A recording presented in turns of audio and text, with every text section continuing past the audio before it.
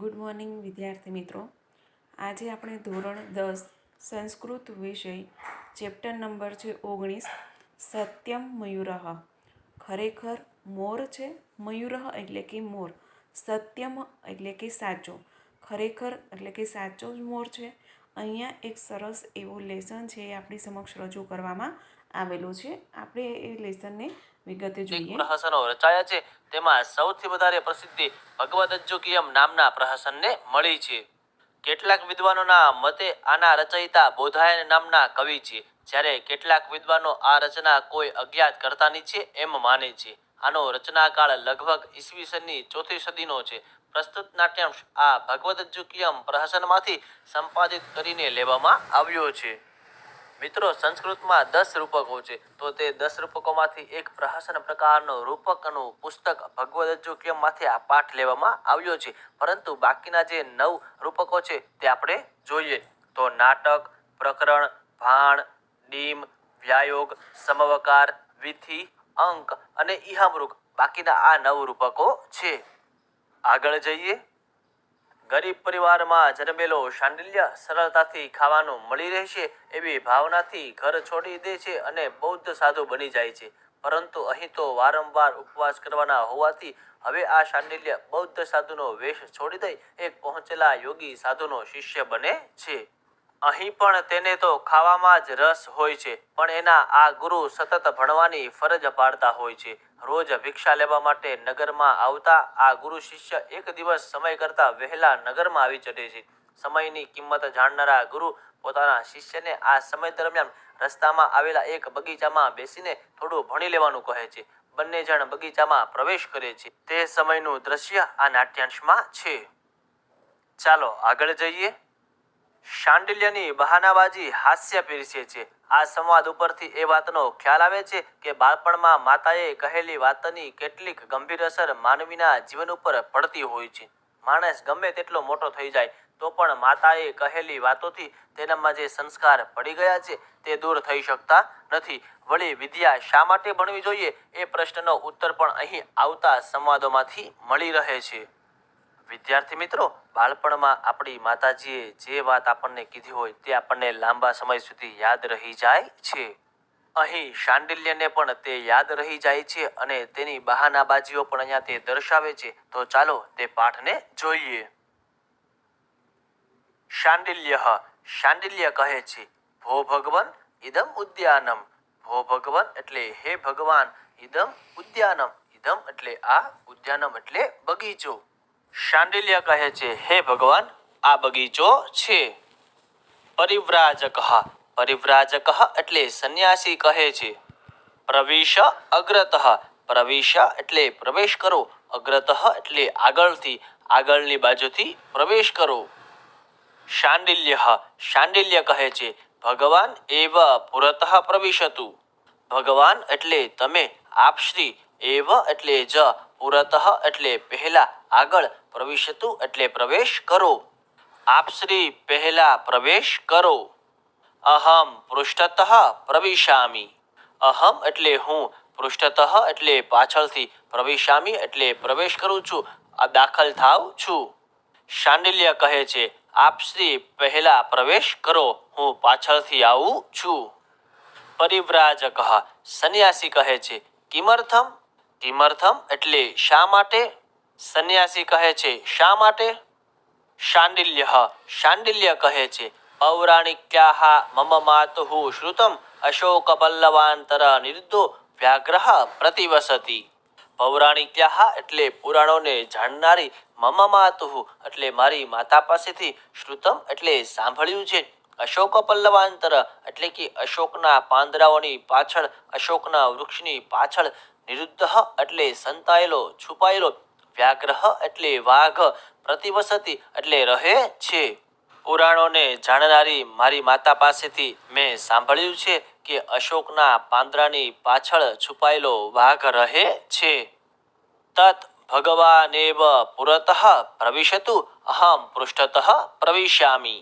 તત તો ભગવાન એવ, ભગવાન એટલે આપ શ્રી, તમે, એવ એટલે જ, પુરતઃ એટલે આગળથી, સામેથી, પ્રવિશતુ એટલે પ્રવેશ કરો, અહમ એટલે હું, પૃષ્ઠતઃ એટલે પાછળથી, પ્રવિશામિ એટલે પ્રવેશ કરું છું. તો તમે આપશ્રી આગળથી પ્રવેશ કરો, હું પાછળથી પ્રવેશ કરું છું. સંપૂર્ણ વાક્ય જોઈએ. શાંડિલ્ય કહે છે કે પુરાણોને જાણનારી મારી માતા પાસેથી મેં સાંભળ્યું છે કે અશોકના પાંદડાની પાછળ છુપાયેલો વાઘ રહે છે. તો માટે આપશ્રી આગળથી પ્રવેશ કરો, હું પાછળથી પ્રવેશ કરું છું. પરિવ્રાજક સંન્યાસી કહે છે બાઢમ ભલે સારું, પ્રવિશતિ પ્રવેશ કરે છે. પરિવ્રાજક કહે છે ભલે ત્યારે અને પ્રવેશ કરે છે.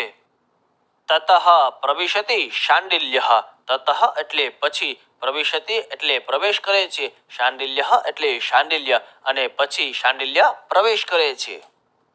શાંડિલ્ય કહે છે અવિહા વ્યાઘ્રેણ ગૃહિતોસ્મિ. અવિહા એટલે અરે રે, દુઃખ વ્યક્ત કરવા માટે, વ્યાઘ્રેણ એટલે વાઘે, ગૃહિત અસ્મિ, ગૃહિત એટલે પકડ્યો, અસ્મિ એટલે છે. અરે હાય રે, વાઘે મને પકડ્યો છે. મોચયથ મામ વ્યાઘ્ર મુખાત.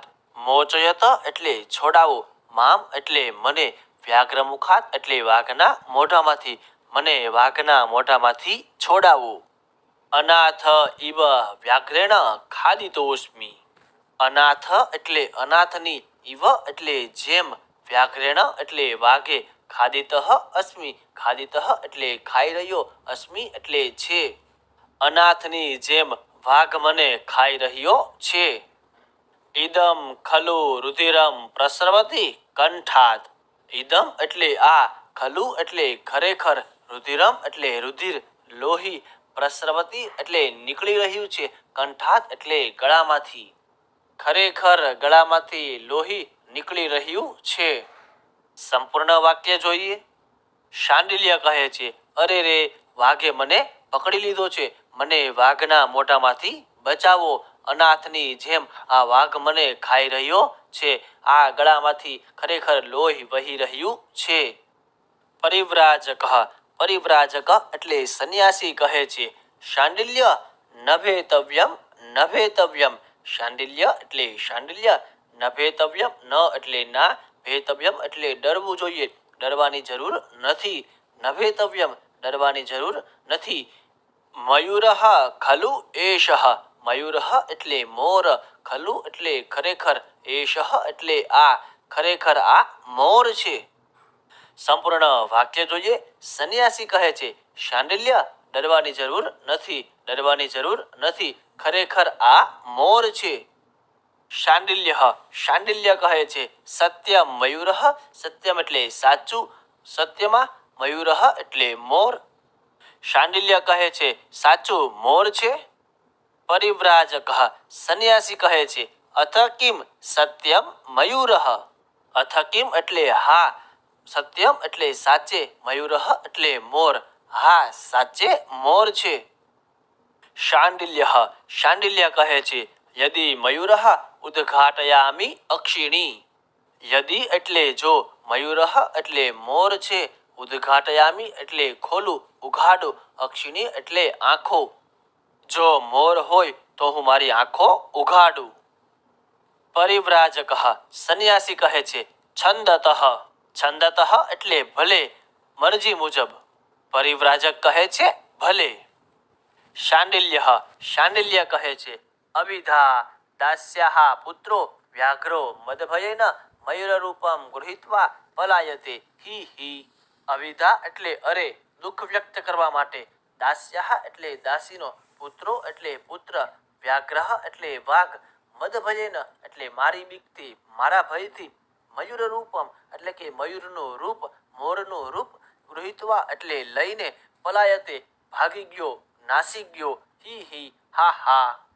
અરે દાસીનો પુત્ર વાઘ મારા બીકથી, મારા ભયથી મોરનું રૂપ લઈને ભાગી ગયો, હા હા. મિત્રો હવે જે આવે છે તે ઉદ્યાનનું, બગીચાનું વર્ણન છે અને આ પાઠમાં આ બગીચાનું વર્ણન પૂછાવાના સંભાવના વધારે છે.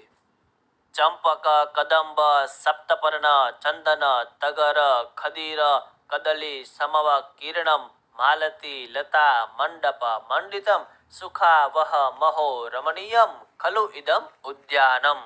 ચંપક એટલે ચંપક, કદંબ એટલે કદંબ, સપ્તપર્ણ એટલે સપ્તપર્ણી, ચંદન એટલે ચંદન, તગર એટલે તગર, ખદીર એટલે ખેર, કદલી સમવકરીણમ, કદલી એટલે કેળનું, સમવકરીણમ એટલે ઘેરાયેલું છવાયેલું, માલતી એટલે માલતી, લતા એટલે વેલથી લતાઓથી, મંડપમ એટલે મંડપ અને મંડિતમ એટલે શોભતું, સુખાવહમ અહો, સુખાવહમ એટલે સુખ આપનારું સુખકારક, અહો એટલે અરે, અહો, રમણીયમ એટલે રમણીય, ખલુ એટલે ખરેખર, ઇદમ એટલે આ, ઉદ્યાનમ એટલે બગીચો. ચંપક, કદંબ, સપ્તપર્ણી, ચંદન, તગર, ખેર અને કેળથી છવાયેલું, માલતીની વેલના મંડપથી શોભતું આ ઉદ્યાન ખરેખર સુખદાયક, ખરેખર રમણીય છે. સંપૂર્ણ વાક્ય જોઈએ. શાંડિલ્ય કહે છે, અરે દાસીનો પુત્ર વાઘ મારી ભયથી, મારા બીકથી મયુરનું મોરનું રૂપ લઈ અને ભાગી ગયો. હા હા. ચંપક, કદંબ, સપ્તપર્ણી, ચંદન, તગર, ખેર અને કેળથી છવાયેલું, માલતીની વેલના મંડપથી શોભતું આ ઉદ્યાન ખરેખર રમણીય, ખરેખર સુખદાયક છે. ચાલો આગળ જઈએ. પરિવ્રાજક સંન્યાસી કહે છે, મૂર્ખ ક્ષણે ક્ષણે ક્ષીયમાણે શરીરે કિમ તે રમણીયમ. મૂર્ખ એટલે મૂર્ખ, ક્ષણે ક્ષણે એટલે ક્ષણમાં ક્ષણમાં, દરેક ક્ષણે, ક્ષીયમાણે એટલે કે નાશવંત ઘસાતા, શરીરે એટલે શરીરમાં, કિમ એટલે શું, તે એટલે તે, રમણીયમ એટલે રમણીય. મૂર્ખ દરેક ક્ષણે પ્રતિક્ષણે ક્ષીણ થતા આ શરીરમાં તને શું રમણીય લાગે છે. આગચ્છ વત્સ પઠ તાવત. આગચ્છ એટલે આવ, વત્સ એટલે વત્સ પુત્ર, પઠ એટલે ભણ, તાવત એટલે ત્યાં સુધી. આવ પુત્ર, ત્યાં સુધી ભણ. સંપૂર્ણ વાક્ય જોઈએ. સંન્યાસી કહે છે, મૂર્ખ દરેક ક્ષણે પ્રતિક્ષણે નાશવંત આ શરીરમાં તને શું રમણીય લાગે છે. આવ પુત્ર, ત્યાં સુધી ભણ. શાંડિલ્ય ન તાવત પઠિષ્યામિ. શાંડિલ્ય કહે છે, ન એટલે ના, તાવત એટલે તો, પઠિષ્યામિ એટલે ભણીશ, હું ત્યાં સુધી નહીં ભણું. પરિવ્રાજક સંન્યાસી કહે છે, કિમર્થમ શા માટે. શાંડિલ્ય શાંડિલ્ય કહે છે, પઠનસ્ય તાવત અર્થમ જ્ઞાતુમ ઈચ્છામિ. પઠનસ્ય એટલે ભણતા, તાવત એટલે પહેલા, અર્થમ એટલે અર્થ, જ્ઞાતુમ એટલે જાણવા માટે, ઈચ્છામિ એટલે ઈચ્છા ધરાવું છું. ભણતા પહેલા હું ભણવાનો અર્થ જાણવા માંગુ છું. પરિવ્રાજક સંન્યાસી કહે છે, પઠિત પાઠૈઃ અપી કાલાંતર વિજ્ઞયા ભવંતિ પઠનાર્થાઃ. પઠિત પાઠૈઃ એટલે કે જે લોકો પાઠ ભણી ગયા છે તેવા, પાઠ ભણેલા છે તેવા, અપી એટલે પણ, કાલાંતર એટલે યોગ્ય સમયે, વિજ્ઞયા એટલે જાણે, ભવંતિ એટલે થાય, પઠન અર્થાઃ, પઠન એટલે ભણવાના, અર્થાઃ એટલે અર્થો. જે લોકો પાઠ ભણી ગયા છે તે લોકો જ્યારે યોગ્ય સમય આવે ત્યારે પાઠનો અર્થ જાણતા હોય છે. તસ્માત પઠ તાવત. તસ્માત એટલે તેથી, પઠ એટલે ભણ, તાવત એટલે પહેલા, પ્રથમ. તેથી તું પહેલા ભણ. સંપૂર્ણ વાક્ય જોઈએ. જે લોકો પાઠ ભણી ગયા છે તે પણ પાઠનો અર્થ યોગ્ય સમયે, જ્યારે સમય આવે છે ત્યારે જ પાઠનો અર્થ જાણે છે. તેથી તું પહેલા ભણ. શાંડિલ્ય શાંડિલ્ય કહે છે, પઠનેન કિમ ભવિષ્યતિ. પઠનેન એટલે ભણવાથી, કિમ એટલે શું, ભવિષ્યતિ એટલે થશે. શાંડિલ્ય કહે છે, ભણવાથી શું થશે. પરિવ્રાજક સંન્યાસી કહે છે, શૃણુ સાંભળ, પઠનેન વિના ન પ્રાપ્યતે વિદ્યા. પઠનેન એટલે ભણ્યા, વિના એટલે વગર, ન એટલે ના, પ્રાપ્યતે એટલે પ્રાપ્ત થતી, વિદ્યા એટલે વિદ્યા, ભણ્યા વગર વિદ્યા પ્રાપ્ત થતી નથી. પરિવ્રાજક કહે છે, સાંભળ, ભણ્યા વગર વિદ્યા પ્રાપ્ત થતી નથી. ન વિદ્યયા વિના સૌખ્યમ નરાણામ જાયતે ધ્રુવમ અતો ધર્માર્થમોક્ષેભ્યો વિદ્યાભ્યાસમ સમાચરેત. ન એટલે ના, વિદ્યયા એટલે વિદ્યા, વિના એટલે વગર, સૌખ્યમ એટલે સુખ, નરાણામ એટલે મનુષ્યોને, લોકોને, જાયતે એટલે થતું, ધ્રુવમ એટલે નિશ્ચિત, અતઃ એટલા માટે, ધર્મ અર્થ મોક્ષેભ્ય, ધર્મ એટલે ધર્મ માટે, અર્થ એટલે અર્થ માટે, પૈસા કમાવા માટે, મોક્ષેભ્ય એટલે કે મોક્ષ પ્રાપ્ત કરવા માટે, વિદ્યાભ્યાસમ એટલે વિદ્યાનો અભ્યાસ, સમાચરત એટલે કરવો જોઈએ. ભાવાર્થ જોઈએ. વિદ્યા વગર મનુષ્યને સુખ પ્રાપ્ત થતું નથી તે નિશ્ચિત છે. માટે ધર્મ અર્થ અને મોક્ષ માટે વિદ્યાનો અભ્યાસ કરવો જોઈએ.